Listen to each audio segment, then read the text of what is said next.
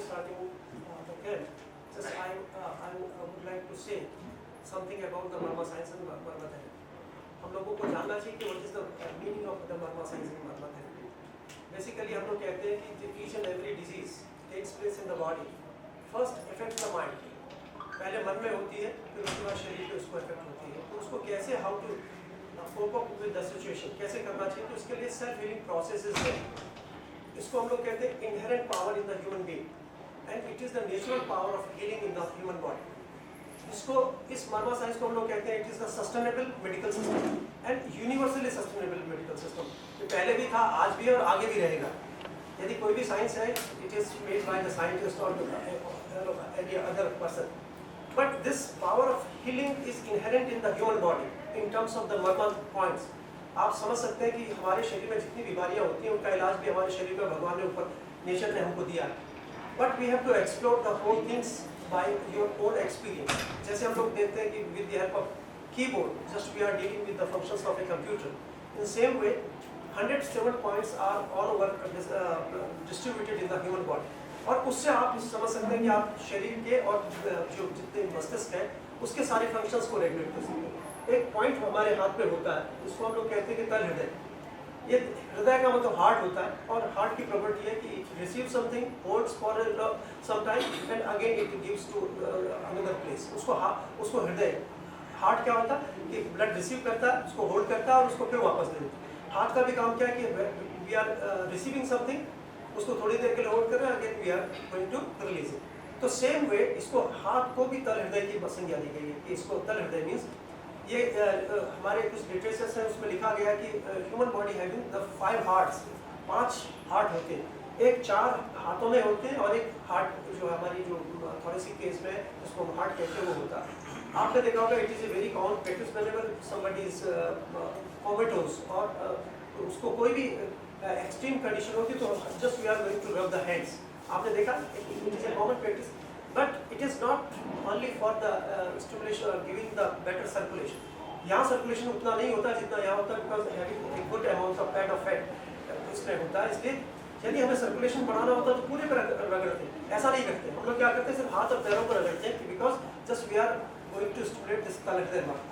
But whenever you are getting the actual location of this thing, so you have not rubbed the whole head.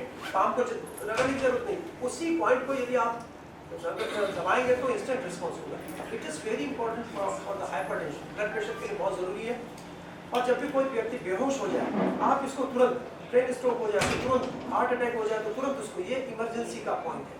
और specially in case of the blood pressure यदि हम इसको करते हैं तो it gives instant decline 30 mm of Hg. लगभग 1-8 minute में ही 20 से 30 का डिक्लाइन सिस्टोलिक और डायस्टोलिक प्रेशर में करता है. ये इतनी इंपॉर्टेंट पॉइंट है. तो इसको हम लोग कहते हैं ये प्री इमरजेंसी मैनेजमेंट है. लेकिन जब तक हम इसको समझ नहीं पाते तो लगता है कि इससे क्या होने वाला. हम सब कुछ कर चुके, इतनी दवाइयाँ खा चुके, इतने बड़े बड़े अस्पतालों में दिखा चुके, इतने इन्वेस्टिगेशंस करा चुके हैं, just we are not getting the response. And specially in case of genetic care. Genetic care का मतलब होता है कि बुढ़ापे की जो होने वाली बीमारियां हैं उनमें हम लाखों करोड़ों रुपए, पता नहीं कितने अरब रुपए हम लोग खर्च करते हैं. लेकिन यदि हम इससे थोड़ा सा इसको स्टिमुलेट कर सकें, इन पॉइंट्स को स्टिमुलेट कर सकते हैं तो just we are getting a very good response. तो उन सारी चीज़ों को समझने के लिए कि 107 जो मर्मबिंदु होते हैं उनमें से यदि 10 भी हम लोग समझ जाएं तो हम लोग अपने को ठीक रख सकते हैं. समझने वाली बात है, डायबिटीज़ के जो लोग हैं उसको देख लें, उसको हम लोग इंडिविजुअल भी देखेंगे. लेकिन first of all you have to learn the proper technique to stimulate this marma point. ये जो फेजेस होती है, डायबिटीज का मतलब क्या होता है, देखिए इसको हम लोग क्या करते हैं, just we have divided the whole part into 3 parts. पूरी बॉडी को यहाँ से यदि हम नापेंगे तो ये इससे लेके यहाँ से जीपी स्टर्नम तक एक सबका नपा हुआ होगा. यहाँ से लेके यदि हम फिर नापेंगे तो ये अम्लाइकस तक आएगा और यहाँ से नापेंगे तो हड्डी तक आएगा. तो इतने हिस्से की सारी बीमारियों को हम यहाँ से ठीक करते हैं. और इतने हिस्से से हम लोग इस डायबिटीज के और पूरे पेट की तकलीफों को ठीक करते हैं. दिखाई दे रही है. अब इसमें आप इसको क्या कर रहे हैं कि जस्ट यू हैव टू, ये अंगूठा, ये एक हड्डी भी दिखाई दे रही है. अब इसमें आप अपना अंगूठा लगाइए, इस अंगूठे को यहाँ लगाइए, ढीला छोड़ दीजिए, बस हाथ को ढीला छोड़ दीजिए, सीधा करिए हाथ को. अब ये जो ये अंगूठा आपने कहा ये उंगली कहाँ रखी है आपने? इस पे रखी। अब ये बीच की उंगली जहाँ पे जाती है, देयर इज अ पॉइंट। आप देखिए इसका छोड़िए आप। अब इसका एक्सपीरियंस देखना कैसे होता है। देख रहे हैं कितना पेनफुल एक्सपीरियंस है। ये एक्सपीरियंस होना चाहिए, ठीक है। ये एक पॉइंट ये हो गया, 1 finger below, and simultaneously another point is over here, ठीक है। तो इसको नापने की विधि कैसे है, ये हम सबको बताएंगे कि कैसे कौन कौन से पॉइंट्स किस बीमारी के साथ क्या करना है, लेकिन इसको इसलिए बता दे रहे हैं कि इसमें कोई गलती नहीं होनी चाहिए। देखिए, यदि ताले में चाबी आप सही जगह पे लगाओगे तभी ताला खुलेगा, नहीं तो नहीं खुलेगा, ठीक है। यदि ये कहीं किसी पे इसका स्विच है, स्विच के आसपास आप कितनी दीवार ठोकते रहेंगे, बल्ब नहीं जलेगा, समझ रहे हैं। इसलिए सही लोकेशन बहुत जरूरी होती है। तो सही लोकेशन के लिए क्या करना है, just you have to put the thumb over this olecranon process. इस हड्डी के ऊपर अंगूठा रखेंगे और ऐसे रखने के बाद ये सेल्फ मेजरमेंट है। सेल्फ मेजरमेंट ऐसे नहीं, सेल्फ मेजरमेंट का मतलब क्या, आपके शरीर के पॉइंट्स आपके शरीर के हिसाब से बने, ठीक है। तो ये बीच की उंगली कहाँ पे आएगी, उसे मत हटाइए, अंगूठे क्यों हटा रहे, इसको क्यों मत घुमाइए, इसे मत घुमाइए, इसे मत घुमाइए। तो कहाँ पे आएगी आपकी उंगली, ये यहाँ पे। आप दबाइए इसे, नहीं ऐसे नहीं, वही ऐसे रखिए दबाइए। है पेनफुल है ना, तो it means you have got the actual point, सही पॉइंट आपको मिल गया। इसलिए अब आप देखिए, यहाँ दबाते रहेंगे कुछ नहीं होना, आप यहाँ दबाते रहेंगे कुछ भी नहीं होगा, ठीक। यहाँ दबाएंगे आप सोचेंगे डायबिटीज ठीक हो रही, मैं तो कर रहा हूँ, कुछ नहीं हो रहा है, ठीक है। इसी के पैरेलल क्या है, दूसरा पॉइंट है, इसको इतना पेन, ठीक, it is more painful than this. तो ये मैंने आपको बता दिया, बोथ हैंड्स में करना है। कैसे करना है, in case of male you have to start with the right hand first, और फीमेल में कहाँ से शुरू करना, बाईं तरफ से शुरू करना है, ठीक। तो ये दोनों पॉइंट्स ही हो गए डायबिटीज के लिए, ठीक। और you are closing your hand like this, हाथ की मुट्ठी ऐसे बंद करेंगे तो बीच की उंगली जहाँ पे जाती है वहाँ पे एक पॉइंट होता है जिसको हम लोग तलिंदे मर्द कहते हैं। ऐसे नहीं करना, ऐसे नहीं करना, ऐसे क्लोज कीजिए, अभी बीच की उंगली वहीं लगे रहने दीजिए और उंगलियाँ खोल लीजिए। तो दिस पॉइंट, फिर बंद कीजिए दिस पॉइंट, ठीक, बंद और खोल लीजिए।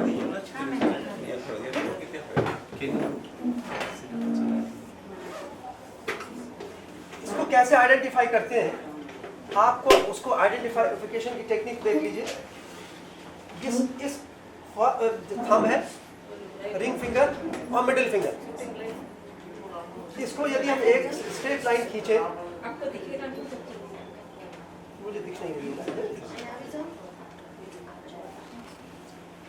यहाँ से यहाँ तक की दूरी 6 अंगुल होती है, अपना नाप लीजिए, 4 अंगुल ये और 2 अंगुल, यहाँ से यहाँ तक की दूरी कितनी होती है, 6 अंगुल। तो 3 अंगुल पे डिवाइड करना है आपको, लगभग 3 अंगुल पे। तो दिस पॉइंट, सेंटर पॉइंट एक तरह का, ठीक है। These are the 2 techniques to identify this location. सही जगह देखिए, आप यहाँ करते रहेंगे और आप कहेंगे कि ब्लड प्रेशर ठीक नहीं हो रहा, तो नहीं होगा, समझ रहे मेरी बात। इसलिए ये चीजें बतानी जरूरी है कि आप समझ जाएं कि कैसे ये identify, how to identify the actual site of this marma point, and it is very very very crucial and important point to cure the hypertension diseases of the heart as well as the diseases of the brain। दिल की और मस्तिष्क की बीमारियां कितनी भी होती हैं, यदि कोई अनकॉन्शियस है, यदि किसी को पैरालिसिस हो गया है, कोई बच्चे जो समझ नहीं पाते, जिनको मेमोरी नहीं है, जिनको नींद नहीं आती, जितने भी फंक्शंस हैं ब्रेन के, उन सबको इससे स्टिमुलेट किया जा सकता है, और ये सबसे महत्वपूर्ण पॉइंट होता है। तो इसको आपने आइडेंटिफाई कर लीजिए, इसको इसकी टेक्निक बता देंगे। इसको क्या करना है, just you have to hold with the pulp of thumb से कीजिए, you have to give the pressure, pressure देना है, छोड़ना है, देना है, छोड़ना है, देना है, छोड़ना है। 0.8 सेकंड का एक स्टिमुलस, 0.8 सेकंड का मतलब जितनी देर में हमारा दिल धड़कता है, जितना समय वो लेता है एक धड़कन के लिए, उतना स्टिमुलस, इससे ज्यादा नहीं। ये नहीं कि आप उसको पेंसिल से, पेन से आप इसको ऐसे ऐसे करो, मर्मा में नहीं करना है कभी भी कोई चीज। You have not to use any artificial article to stimulate this murmur point, ठीक है। तो इसको 0.8 सेकंड का स्टिमुलस दीजिए, दबाइए छोड़िए, दबाइए छोड़िए, दबाइए छोड़िए, and 15 to 18 times, 15 to 18 times in one sitting and 3 sittings in a day। 3 बार दिन भर में करना है, 15 से 20 बार एक बार में करना, और उसको फिर उसके रिजल्ट्स देख लेने। फिर अपने डॉक्टर को से कंसल्ट करना, वो जस्ट बीपी नॉर्मल होने लगेगा तो आपकी दवाई अपने आप बंद करा देगा। अपने से नहीं छोड़नी है दवाई, जब वो आप रिजल्ट्स देखेंगे तब उसके बाद उसको, and this point is very important for the cholesterol, obesity, even stimulating this point you can reduce your weight. इससे आप 20-25 किलो वेट 4-5 महीने में घटा सकते हो इस पॉइंट को स्टिमुलेट करने से। ये इतना महत्वपूर्ण पॉइंट है। और जितने भी मेटाबॉलिक डिसऑर्डर्स होते हैं, पेट में तकलीफ, हिक्कप आपने देखा होगा, हिचकी जिनको आती है उनके लिए सबसे बढ़िया है।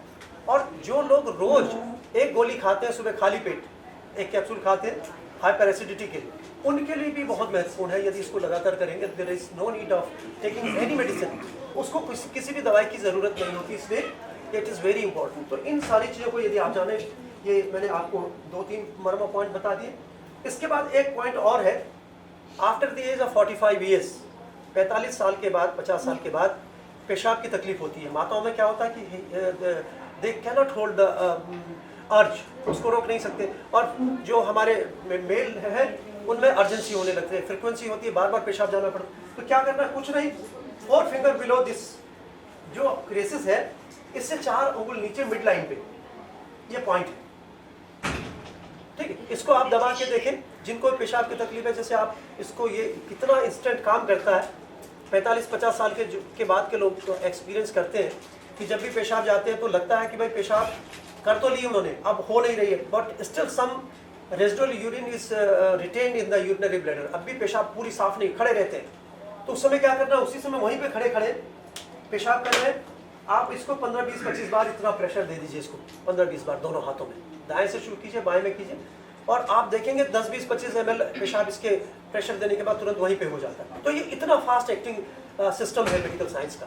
तो इसको जितने भी लोग हैं जिनको पेशाब की तकलीफ रहती है, पेशाब होल्ड नहीं कर सकते, या अर्जेंसी होती है, फ्रिक्वेंसी होती है, रिपीटेड इन्फेक्शन होता है, या रीनल कोई प्रॉब्लम होती है, एक्सेप्ट द रीनल स्टोन, पथरी को छोड़कर कोई सर्जिकल लीजन नहीं होना चाहिए, नॉन सर्जिकल लीजन हो जिसमें फिजियोलॉजिकल फंक्शन अफेक्टेड हो रहा है, उस फिजियोलॉजी अफेक्टेड हो रही है, उन सभी में ये बहुत अच्छा काम करता है। And it is related with the urinary system and the जो भी फंक्शंस डाउनवर्ड डायरेक्शन में होते हैं, जैसे पेट साफ नहीं हो रहा तो उसमें काम करेगा, इन सारी चीज़ों के लिए काम करता है। तो इसलिए इसको इंद्रवस्ती कहते हैं, इसको पूर्पर कहते हैं, इसको होल्ड करेंगे, ऐसे नहीं करेंगे, ऐसे करेंगे तो कहाँ यहाँ पे आएगी। मुट्ठी को जैसे सामान्य रूप से आप पहले उंगलियों के ऊपर फोल्ड कीजिए और देखिए कि बीच की उंगली जहाँ पे जाती है, उसको बीच की उंगली ऐसे घूमनी नहीं चाहिए। कई लोगों की उंगली तिरछी होगी तो तिरछी चली जाएगी, सीधे मिड लाइन पे रखिए और मिड लाइन पे देखें कि जहाँ पे आप होल्ड कर सकते हैं उसको हम लोग कहते हैं तल हृदय मर्ग, ठीक है।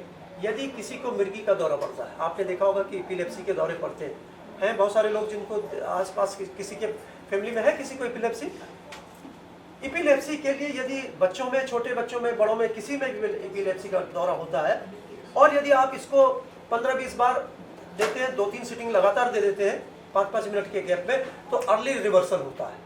और यदि इसको कंटिन्यू करते हैं तो फिर उसका टाइम बढ़ जाता है, उसको जो सीजर्स होते हैं वो सीजर्स नहीं होते। तो ये एक तो टेक्निक तो ये हो गई।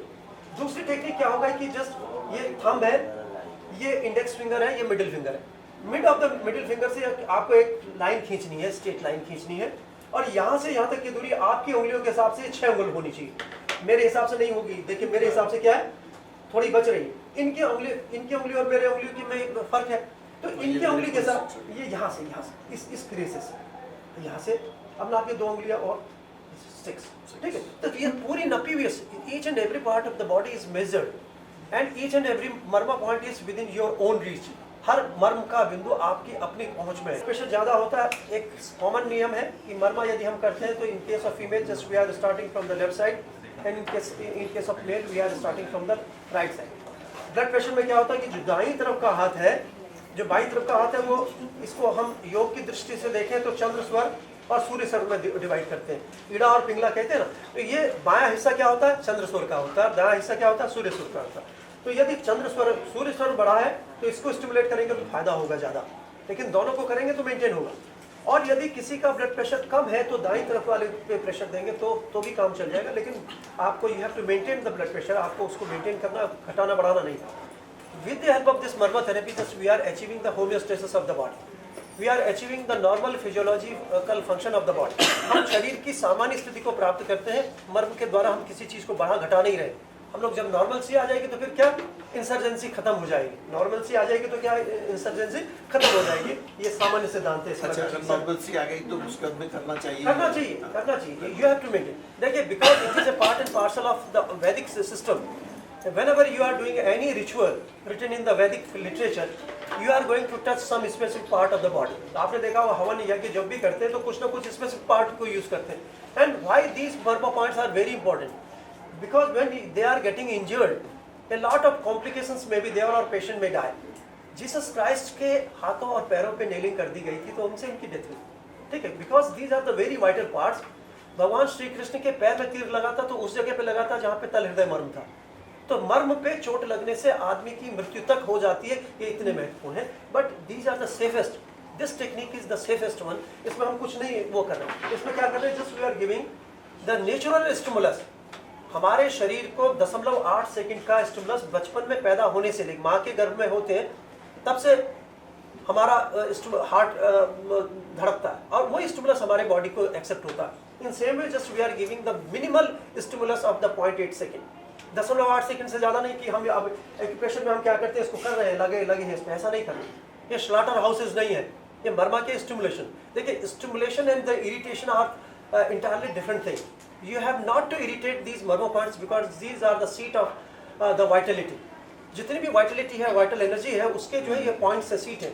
इसको आप स्टिमुलेट करेंगे लेकिन इरिटेट नहीं करेंगे, है ना। तो 0.8 सेकंड का स्टिमुलस देना है, 15 से 18 बार उसको स्टिमुलेट करना है, दिन भर में 3 सीटिंग देनी है। प्रेशर अफोर्डेबल देना है। अफोर्डेबल का मतलब इतना सीवियर पेन नहीं हो कि भाई आदमी बेहोश होने लगे। बहुत सारी कंडीशंस में यदि आप इसको गलत ढंग से दबाएंगे तो पेशेंट में गो इनटू द वाशोवगल शॉक की कंडीशन में भी जा सकता है। इसलिए लिटा के करना हमेशा। जब whenever you have to do, अपने लिए तो आप कैसे भी कर सकते हो, लेकिन जब भी किसी दूसरे को आप कह रहे हो कि भाई इसको प्रेशर देना, तो आपको क्या करना, लाइंग डाउन पोजीशन में। लाइंग डाउन पोजीशन में इसलिए करते हैं कि व्हेनेवर यदि कोई भी व्यक्ति गिरता है, किसी वजह से गिर गया, नीचे जमीन पे गिर गया, बेहोश होकर गिर गया, तो उसको खड़ा नहीं करना है, नेवर। नेचर चाहती है कि वो ठीक हो जाए, इसलिए उसको लिटा दिया, क्योंकि वो ब्लड प्रेशर जो है, जो ब्लड सर्कुलेशन है, हाइपोवॉलेमिक शॉक हुआ, पेरिफेरल सर्कुलेशन बढ़ गया और जो सिस्टमिक सर्कुलेशन था वो कम हो गया। जब भी कोई व्यक्ति गिरता है तो उसके वाइटल पॉइंट्स में ब्लड सप्लाई बनी रहे, इसलिए इसको नेचर उसको फॉल करती है। तो उसको कभी खड़ा नहीं करना, उसको लिटा के रखिए, उसके पैरों के ऊपर रखिए and give the stimulation to this marma point and instantly just you can see the results of this process। ठीक है, तो ये इतनी अच्छी चीज है और सेल्फ हीलिंग का प्रोसेस है और इसमें कहीं कोई दिक्कत नहीं हो सकती और इसको सही ढंग से identification of Marma is very important. यदि आप यहाँ दबाते रहोगे और कहोगे कि भाई मेरा ब्लड प्रेशर ठीक हो जाए, तो हो ही नहीं सकता। यदि आप किसी बटन को दूसरी जगह दबाते रहोगे तो बिजली जल ही नहीं सकती। कंप्यूटर के किसी कीबोर्ड के किसी दूसरे हिस्से को आप ठक ठक करते रहेंगे, कुछ नहीं होना। तो जहाँ पे भी उसकी सही लोकेशन है वो जाननी जरूरी होती है। After that just it is very simple to manage the things which we are by which we are suffering. तो लाइफस्टाइल डिसऑर्डर से लेके और जितनी भी बीमारियां होती हैं उन सबको हम इसी सिस्टम से ठीक कर सकते हैं, which is inherent in the human being and it is given by the nature to each and every person. तो हम लोग कहते हैं कि जो 107 मर्म है वो यूनिवर्सली सस्टेनेबल है। मीन्स अमेरिकन पे भी 107 ही है, ये नहीं कि वो वर्ल्ड पावर है तो उसके पास 120 मर्म हो गए, नहीं, ऐसा नहीं। ठीक है, नाइजीरियन पे भी वही है, इंडियन पे भी वही है, अमेरिकन पे भी वही है, पाकिस्तानी पे भी वही है, चाइनीज पे भी वही है, वही सारा सिस्टम इज सेम। तो यूनिवर्सली सस्टेनेबल है और ये क्या पहले भी था, आज भी है और आगे भी रहेगा। कोई बहुत सारी मेडिकल साइंसेज आती हैं, चली जाती हैं, लेकिन जो इनहेरेंट पावर है यदि हम इसको समझ जाएं तो हमारे पास बहुत सारी चीज़ों से बचने का या बहुत सारी चीज़ों को सॉल्व करने का एक बहुत अच्छा सोल्यूशन हमारे पास होता है। And it is written in the Vedas. वो बहुत पुराना सिस्टम हम लोगों का, इसको हम लोग कहीं भूल गए थे। अब ये लगभग हम लोगों को 30-35 साल इसको लगे हैं रिवाइव करने में।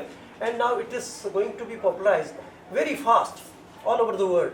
हम लोग कई 5-6 देशों में इसके कोर्सेस रन कर रहे हैं। भारतवर्ष के कई विश्वविद्यालयों के पाठ्यक्रम में है और कई विश्वविद्यालयों में हम लोग इसको पढ़ा रहे हैं और इसके बहुत सारे हजारों लोग आज इससे जुड़े हुए हैं, बहुत सारे काम कर रहे हैं। And just with the help of this just we can change the whole scenario of the medical science. एक पैरेलल सिस्टम हम दे सकते हैं, एक सेल्फ सफिशिएंट सिस्टम दे सकते हैं जिसमें बहुत ज़्यादा पैसे की ज़रूरत ना हो। एक आम आदमी जिसके पास पैसा नहीं है वो भी इसको अफोर्ड कर सकता है और एक बहुत पैसे वाला आदमी जिसकी बीमारी किसी चीज़ से ठीक नहीं हो सकती वो भी इससे ठीक हो सकता है। तो ये क्या है, एक तरह से it is the boon for the human being. एक सफरिंग ह्यूमैनिटी के लिए एक बहुत बड़ा एक वरदान है जिसको हम अब भूल गए थे। अब फिर हम लोग इसको कोशिश करें कि हम इसको समझ